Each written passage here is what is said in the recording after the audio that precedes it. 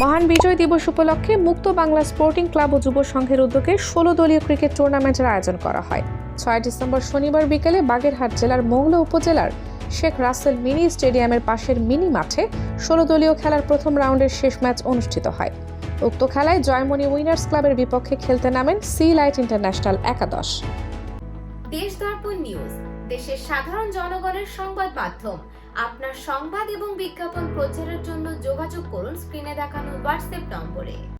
প্রথমে টসে জিতে ব্যাটিং করতে নামে জয়মণি উইনার্স ক্লাব। তারা নির্ধারিত 20 ওভারের খেলায় 19 ওভার 3 বলে 10 উইকেট হারিয়ে 161 রান করতে সক্ষম হয়। জয়মণি উইনার্স ক্লাবের সর্বোচ্চ মোহাম্মদ সবুজ হাওলাদার 30 রান করতে সক্ষম হন। 162 রান তাড়া করতে নেমে সি লাইট ইন্টারন্যাশনাল টিমের শুরুটা বেশ একটা ভালো হয়নি। প্রথম পাওয়ার প্লেতে 6 ওভারে 36 রানে হারান তিনটি মূল্যবান উইকেট। করতে পারেনি কেউ ভালো কোনো জুটি। সি লাইট ইন্টারন্যাশনাল ক্লাব 10 ওভারে মাত্র 67 রানে অল আউট হয়।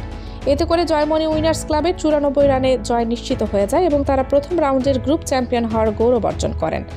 জয়মণি উইনার্স ক্লাবের মহিম ইসলাম ব্যক্তিগত 8 রানের খরচে হ্যাট্রিক সহ 5টি উইকেট শিকার করেন এবং ম্যান অব দ্য ম্যাচ নির্বাচিত হন। খেলায় ম্যাচ অফিসিয়াল হিসেবে দায়িত্ব পালন করছিলেন জসিম এবং মহিউদ্দিন। আগামীকাল থেকে শুরু কোয়ার্টার ফাইনালের খেলা। উক্ত খেলায় জয়মণি উইনার্সের বিপক্ষে খেলবেন স্টার স্পোর্টিং ক্লাব। খেলাটি শুরু হবে দুপুর 1টায় শেখ রাসেল মিনি স্টেডিয়ামের পাশের মাঠে।